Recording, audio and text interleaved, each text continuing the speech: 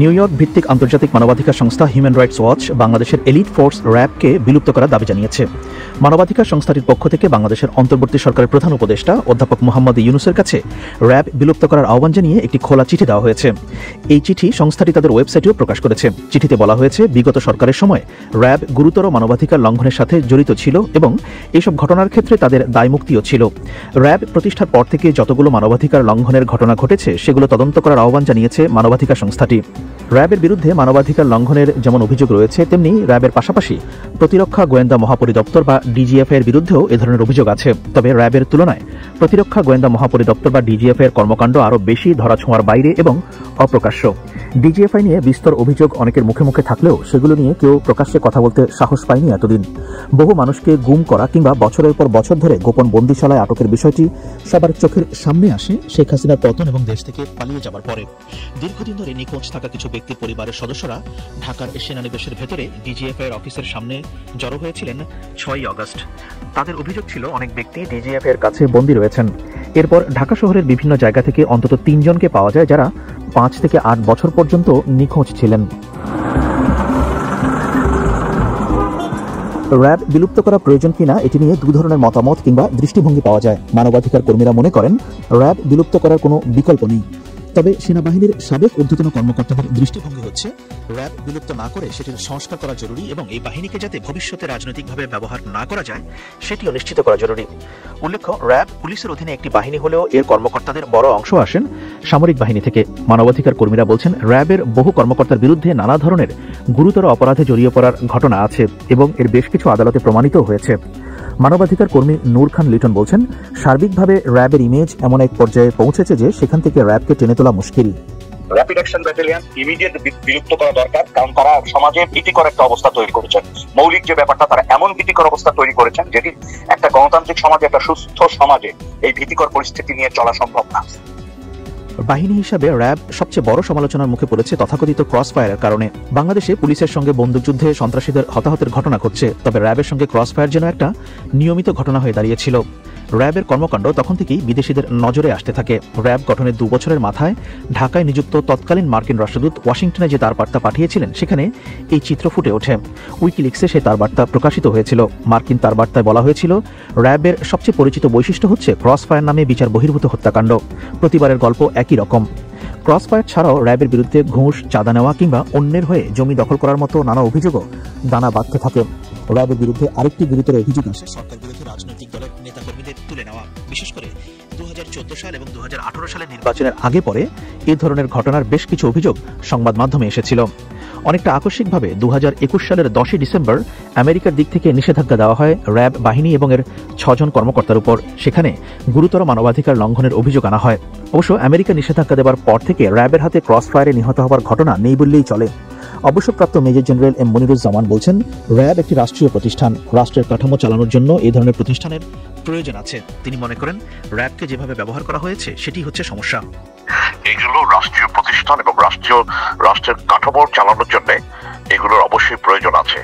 এগুলোকে যেভাবে রূপান্তরিত করা হয়েছিল সেটা হচ্ছে সমস্যা, এবং যেভাবে ব্যক্তির পদায়ন করা হয়েছিল সেটা হচ্ছে সমস্যা।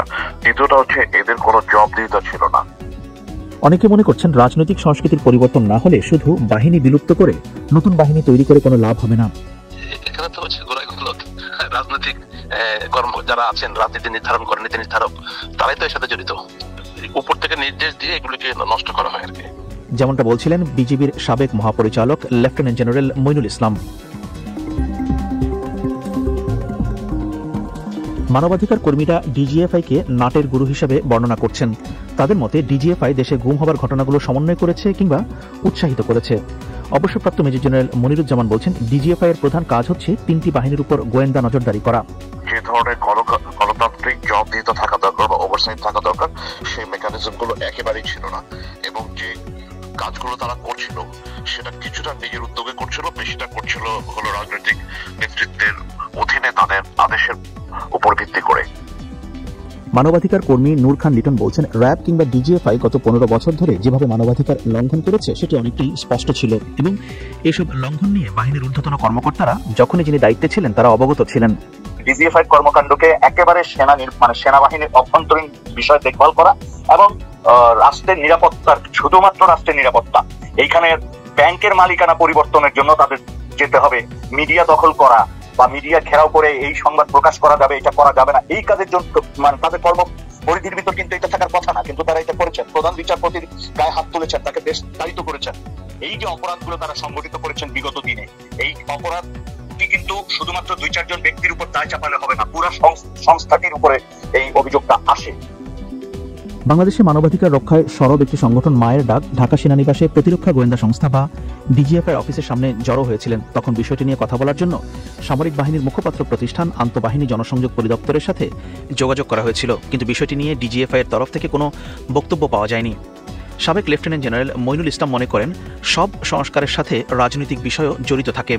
র্যাবের যে কাজটা করে এটা তো হচ্ছে যে ওই টেরোরিস্ট ধরনের কাজগুলি তো করার কথা না, এই জন্য তাদের যে বর্তমানে যে সন্ত্রাস একটা সাইকোলজি সৃষ্টি করা হয়েছে না, সন্ত্রাস বলতে বিভিন্ন জায়গাতে, এগুলি মানে রাজনৈতিক ভাবে ব্যবহৃত হয়েছে। আমি মনে করি এদের যে ঘটনাপ্রাণের যে অস্ত্রশস্ত্র এবং এদের যে দায়িত্ব এবং কর্তব্য আরো ডিটেলে গিয়ে লিখতে হবে, সো দ্যাট কেউ এটা লাইনটা ক্রস করতে না পারে। রাজনৈতিক পট পরিবর্তনের কারণে বাহিনী বিলুপ্ত হওয়ার উদাহরণ রয়েছে বাংলাদেশে। 1975 সালের 15ই আগস্ট বাংলাদেশের প্রতিষ্ঠাতা রাষ্ট্রপতি শেখ মুজিবুর রহমানকে হত্যার পর রক্ষী বাহিনীকে বিলুপ্ত করা হয়েছিল। বাহিনীটির বিরুদ্ধে ব্যাপক মানবাধিকার লঙ্ঘনের অভিযোগ ছিল তখন। এছাড়া সামরিক গোয়েন্দা সংস্থার রাজনীতিতে জড়িয়ে পড়ার ঘটনা উন্নত বিশ্বে দেখা না গেলেও বাংলাদেশের মতো দেশগুলোতে সেটি অনেকটা ওপেন সিক্রেট বিষয়। এই ধরনের উদাহরণ দেখা যায় পাকিস্তানের ইন্টার সার্ভিসেস ইন্টেলিজেন্স বা আইএসআই ক্ষেত্রে। দশকের পর দশক ধরে আইএসআই পাকিস্তানের রাজনীতিতে হস্তক্ষেপ করেছে এবং যখন যে ক্ষমতা ছিল তাদের দ্বারা ব্যবহৃত হয়েছে। পাকিস্তানের রাজনীতিবিদদের ক্ষমতা থেকে উৎখাত করা এবং নানা দমন পীড়নের জন্য আইএসআইকে অভিযুক্ত করা হয়। এমন প্রেক্ষাপটে 2008 সালে আইএসআই রাজনৈতিক শাখা বিলুপ্ত করে দেশটির সরকার। পাকিস্তানের তৎকালীন পররাষ্ট্রমন্ত্রী শাহ মেহমুদ কুরেশি বলেছিলেন, আইএসআই একটি মূল্যবান রাষ্ট্রীয় প্রতিষ্ঠান, এখন থেকে তারা শুধু সন্ত্রাস বিরোধী কাজে মনোনিবেশ করবে। এদিকে গত 14 বছরে আইনশৃঙ্খলা বাহিনীর হাতে গুমের শিকার ব্যক্তিদের সন্ধানের জন্য একটি তদন্ত কমিশন গঠন করেছে বাংলাদেশ সরকার। কমিশনের দায়িত্ব হলো, কমিশন গঠন করা হয়েছে এই উদ্দেশ্যে, তার মূল দায়িত্ব হলো to unveil the truth, nothing but the truth.